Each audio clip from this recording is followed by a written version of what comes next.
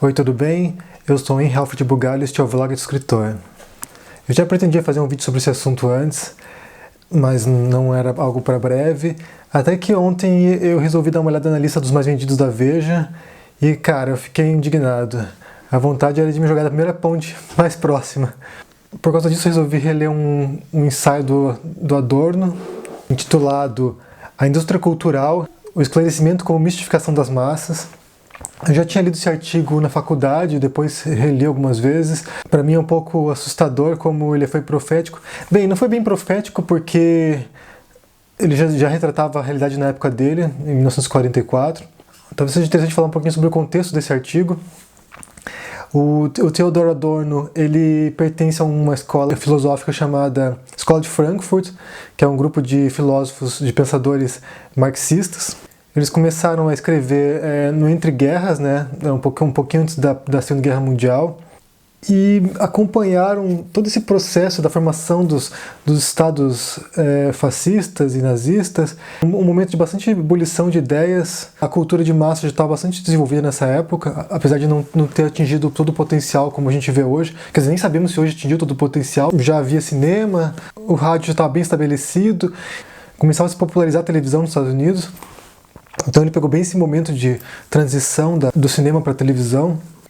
O livro que ele escreveu em parceria com o Horkheimer, que também era da mesma escola de Frankfurt, se chama Dialética do Esclarecimento. São vários ensaios sobre o homem contemporâneo, né, no caso na época dele, né, baseado no marxismo. E apesar de que algumas conclusões do Adorno e do Horkheimer não terem envelhecido muito bem, hoje já são consideradas datadas e não são levadas muito a sério, é um texto muito importante para o estudo da cultura de massas, e tem muita coisa que ainda é válida, incrivelmente válida, e eu acho que eu gostaria de passar alguns pontos com vocês, e também saber qual é a sua opinião sobre isto, como você percebe essa realidade. O ensaio é bem longo, ele tem umas 40 páginas, então eu só vou abordar alguns pontos principais. Todos somos consumidores e ao mesmo tempo todos somos produtos. Eu acho que isso seria a essência do texto do Adorno. Na sociedade capitalista, o mercado é o que manda, então tudo gira em torno da geração de capital, não apenas os produtos, como a própria produção cultural está envolvida nesse negócio. Para isso, é preciso atrair o maior número de consumidores possíveis, e a indústria cultural tem uma estratégia muito interessante para atingir esses fins. Ela cria a ilusão da diversidade, as diferentes manifestações culturais, né, os diferentes produtos culturais, no cinema, por exemplo, vamos dizer lá, ficção científica, ou filmes românticos, ou faroeste, ou terror, na verdade, são os mesmos produtos embalados de maneira diferente, para públicos diferentes. O importante não é o que está dentro do produto, mas como ele é vendido para o consumidor. Nesse sentido, os produtos culturais são essencialmente idênticos, o que varia é apenas o público-alvo, né? Eu acho que se nós pararmos para analisar, por exemplo, o cinema, dá para ter uma noção muito clara disso. A estrutura do cinema ela é extremamente rigorosa, todos os roteiros têm exatamente o mesmo tipo de desenvolvimento. Se você assistiu um filme da Julia Roberts, você viu todos os filmes da Julia Roberts, porque eles são basicamente o mesmo. E eu acho que boa parte da atração do público tem a ver com isso, porque você vai assistir o filme sabendo o que esperar. É uma repetição que satisfaz um desejo da repetição.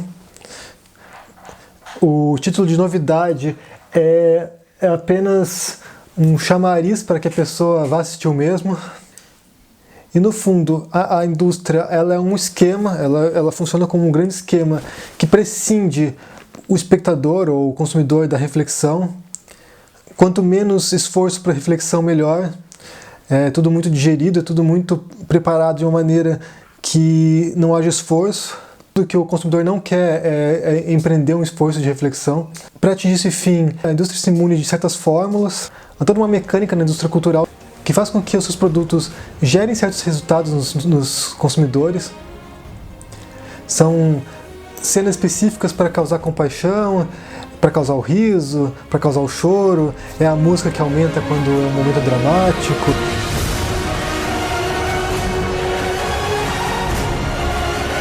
É a música que causa o susto. Às vezes, há vários elementos. Vamos usar o exemplo do cinema, que o cinema é mais óbvio. Eu acho que é mais fácil nós entendermos como funciona. Mas há vários elementos estruturais de um filme ou de uma obra cultural que causam o efeito desejado. E isso é o segredo da atração dos consumidores pelos produtos.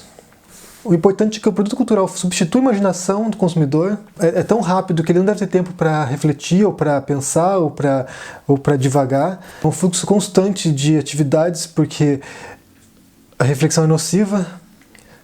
Consumidores que pensam não compram. E a indústria possui mecanismos para sufocar o que é diferente, o que não pertence ao seu projeto.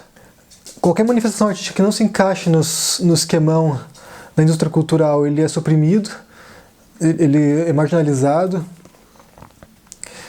e mesmo aquilo que é marginal e que por qualquer razão consiga se destacar, ele é assimilado pela indústria, ele é embalado e ele é incorporado.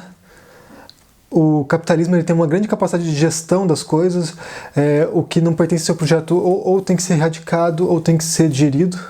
Vemos muitos casos, por exemplo, voltamos ao cinema, de diretores independentes que fazem sucesso e depois são contratados por Hollywood e ficam engessados e acabam com suas carreiras. É muito comum. Ou se adaptam, né? Adaptar-se ou morrer. Para o consumidor se entregar aos produtos culturais é uma fuga da realidade. Você trabalha 40 horas por semana e no final de semana você vai ao cinema, você não quer nada que exige esforço, você quer uma coisa para relaxar, para se divertir. Por isso eu vou me refugiar na diversão. É uma fuga de uma vida tediosa, uma fuga de uma vida monótona e opressiva do trabalho, do cansaço do trabalho diário. Na realidade, ele diz que essa fuga não é bem uma fuga, é uma resignação, é uma aceitação da realidade.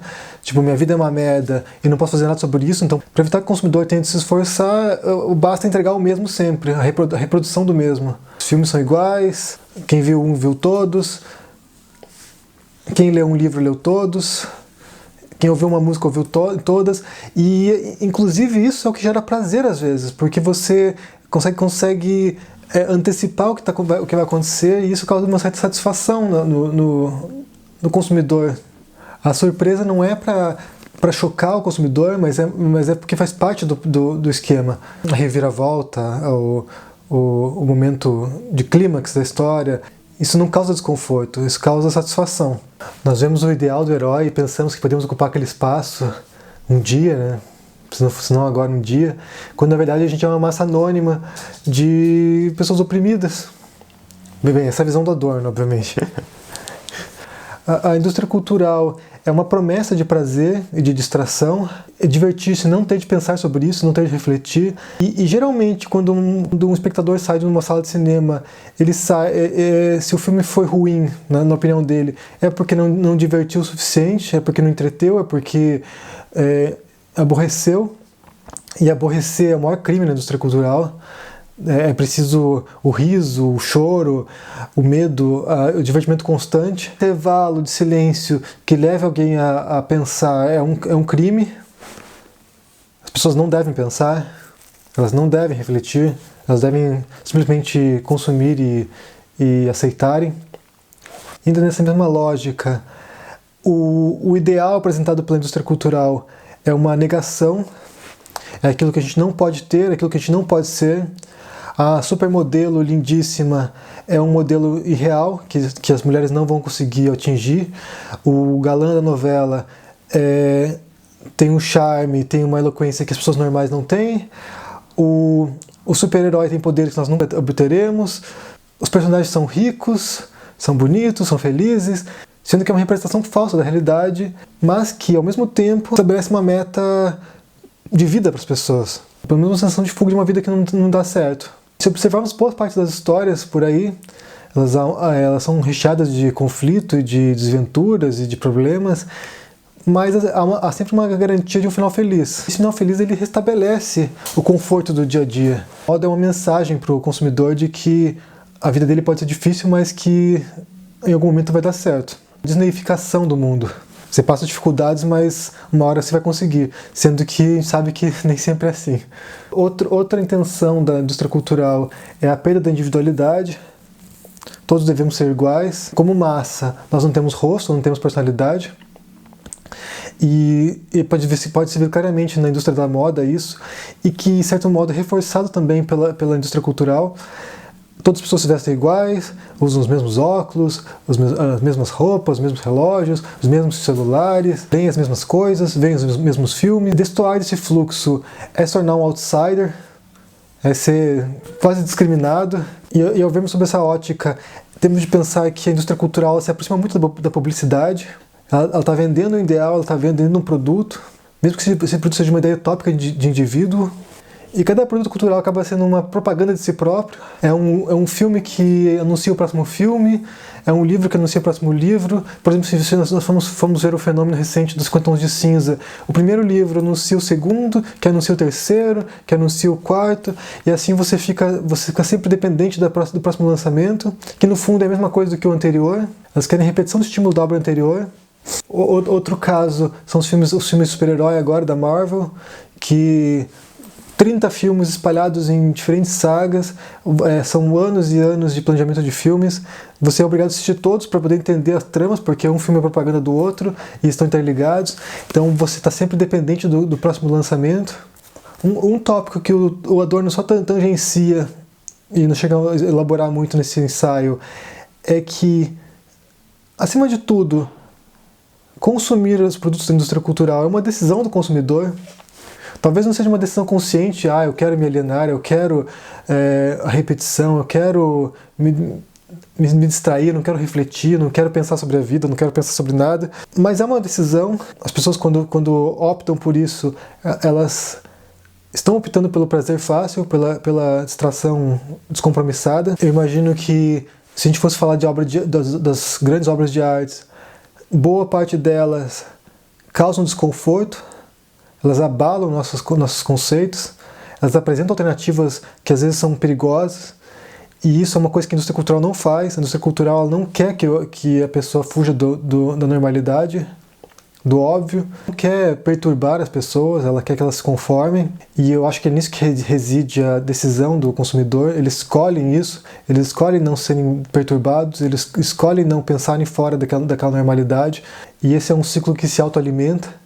Quanto menos reflexão você resolve empreender, menos reflexão você vai empreender no futuro. É sempre o cômodo, é sempre no nível superficial, sempre na diversão, no riso, na frivolidade, na leveza, nada com profundidade, nada que realmente abale as estruturas.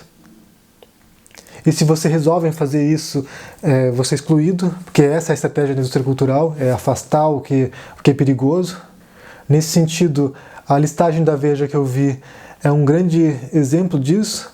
Você olha a listagem ali, é tudo a normalidade. Você é obrigado a ler o livro, a ver o filme, a jogar o jogo, a ouvir a música.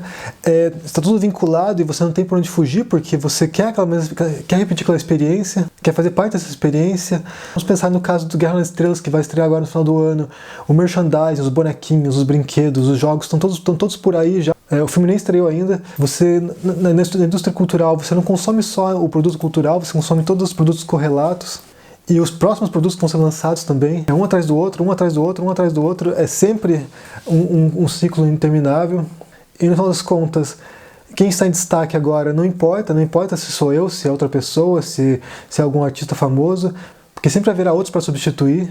A indústria cultural é extremamente reacionária, ela não tem nenhuma pretensão que as coisas se transformem. E o Adorno, ele é extremamente pessimista, ele não vê saída para isso. Diferente de Marx, que ainda vê uma possibilidade de transformação, o Adorno ele não vê saída. É um poço sem fundo, é algo que nunca terá fim, sempre se acentuará. Eu adoraria saber quais seriam as opiniões do Adorno sobre o mundo contemporâneo, porque esse artigo foi escrito em 44. Eu gostaria de saber como ele veria hoje o YouTube, a internet, o Facebook, porque por mais que a internet tenha dado uma sensação de liberdade, uma sensação de escolha, no final dos contos não há escolha. Sempre haverá um grupo pequeno que determina aquilo que deve ser consumido ou não. Em última instância, resta aos criadores que querem se consolidar, se entregar a isso. ou lutar contra isso.